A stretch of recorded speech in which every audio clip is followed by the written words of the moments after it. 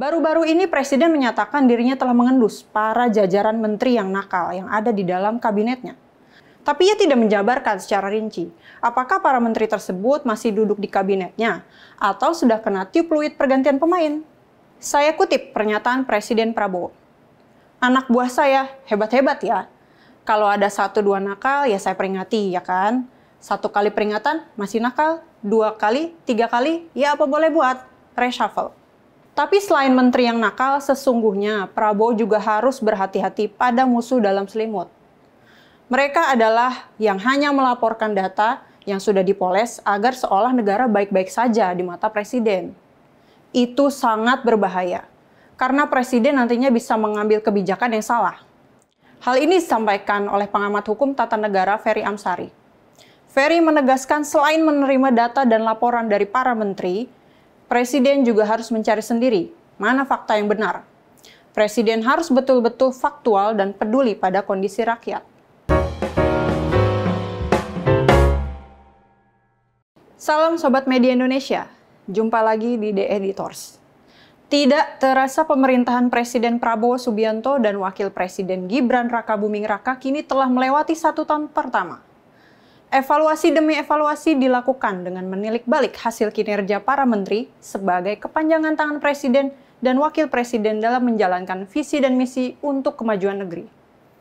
Dalam 1 tahun itu pula, Presiden telah melakukan 5 kali reshuffle atau pergantian menteri, dengan salah satu diantaranya karena terjerat korupsi, yakni mantan Wakil Menteri Ketenagakerjaan Emmanuel Ebenezer. Presiden juga menambah jajaran wakil menteri di dalam kabinetnya demi melaju lebih kencang dalam pembangunan. Yang kita ketahui sebelumnya, menteri yang paling pertama diganti adalah Menteri Pendidikan, Sains dan Teknologi Sumantri Brodjonegoro. Ia diganti oleh Brian Yuliarto. Kemudian ada Sri Mulyani yang digantikan oleh Purbaya Yudi Sadewa di posisi Menteri Keuangan. Dan terakhir ada Dito Aryo Tejo yang digantikan oleh Erick Thohir di posisi Menteri Pemuda dan Olahraga. Baru-baru ini Presiden menyatakan dirinya telah mengendus para jajaran menteri yang nakal yang ada di dalam kabinetnya. Hal itu ia sampaikan dalam orasi ilmiah Forum Sidang Senat Terbuka Universitas Kebangsaan Republik Indonesia. Tapi ia tidak menjabarkan secara rinci apakah para menteri tersebut masih duduk di kabinetnya atau sudah kena tiup fluid pergantian pemain. Sebenarnya peringatan atau teguran dari Presiden ke menteri hal yang lumrah dong. Beberapa presiden yang dulu juga pernah kok melakukan hal yang serupa. Seperti mantan Presiden Susilo Bambang Yudhoyono atau SBY. Pada tahun 2011, ia mendapati banyak kementerian yang kinerjanya masih di bawah 50%. Saat itu ia hanya memberi peringatan agar seluruh menteri dapat berkinerja lebih baik dan bisa meninggalkan birokrasi yang kuno. Peringatan yang sama juga pernah dilontarkan mantan Presiden Joko Widodo kepada para menterinya yang menurut dia masih kurang gesit nih mengeksekusi program pembangunan. Apalagi Jokowi punya jargon penyederhanaan birokrasi dan revolusi mental pada saat itu. Kembali kepada Presiden Prabowo, ia juga telah memberikan peringatan hingga 3 kali kepada para menteri itu. Saya kutip pernyataan Presiden Prabowo. "Anak buah saya hebat-hebat ya. Kalau ada 1-2 nakal, ya saya peringati, ya kan? 1 kali peringatan, masih nakal. 2 kali, 3 kali, ya apa boleh buat, reshuffle." Pernah menjadi jenderal yang disegani di dunia militer, Prabowo tentu tidak ingin main-main dalam mengeksekusi program serta janji kampanye yang dulu ia gaungkan dalam masa kampanye. Tapi selain menteri yang nakal, sesungguhnya Prabowo juga harus berhati-hati pada musuh dalam selimut. Mereka adalah yang hanya melaporkan data yang sudah dipoles agar seolah negara baik-baik saja di mata Presiden. Itu sangat berbahaya, karena Presiden nantinya bisa mengambil kebijakan yang salah. Hal ini disampaikan oleh pengamat hukum tata negara Ferry Amsari. Ferry menegaskan selain menerima data dan laporan dari para menteri, Presiden juga harus mencari sendiri mana fakta yang benar. Presiden harus betul-betul faktual dan peduli pada kondisi rakyat.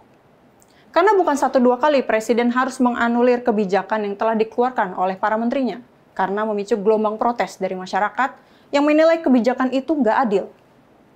Contohnya akhir tahun 2024, jelang tahun baru yang harusnya dihiasi suasana semarak, mantan Menteri Keuangan Sri Mulyani malah memberikan kejutan yang tidak menyenangkan dengan rencana penaikan pajak pertambahan nilai atau PPN menjadi 12%.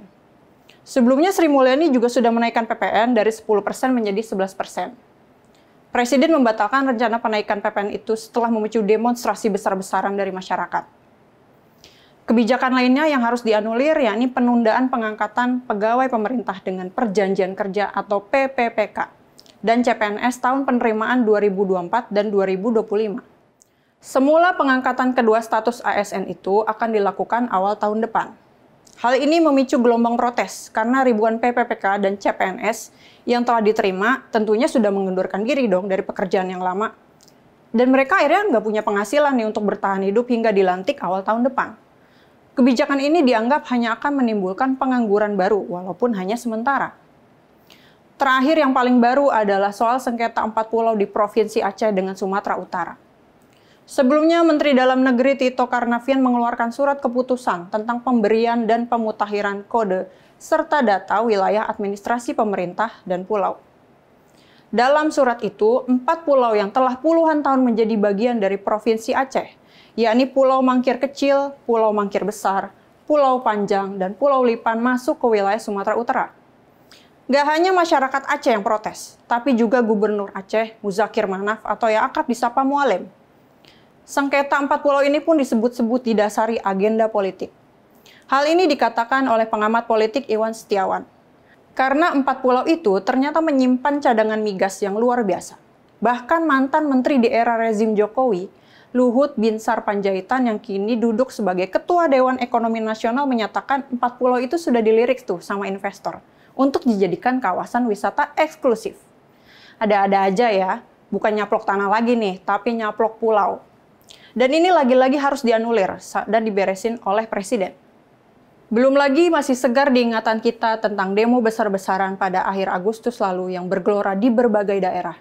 Bukan hanya di Jakarta, ada di Jawa Tengah, ada di Surabaya, ada di Makassar. Semuanya berdemonstrasi karena terjadinya PHK di mana-mana dan kebijakan yang tidak adil seperti kenaikan tunjangan anggota DPR RI yang menyentil hati nurani.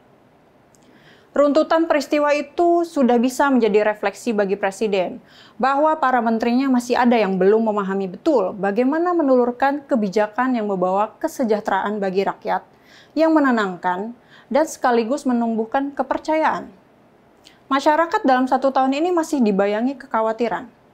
Presiden wajib waspada kepada menterinya. Apalagi rezim sebelumnya juga masih membayangi. Jangan sampai kebijakan dan visi misi pemerintahan saat ini yang sudah baik justru dikacaukan oleh musuh dalam selimut, oleh serigala berbulu domba.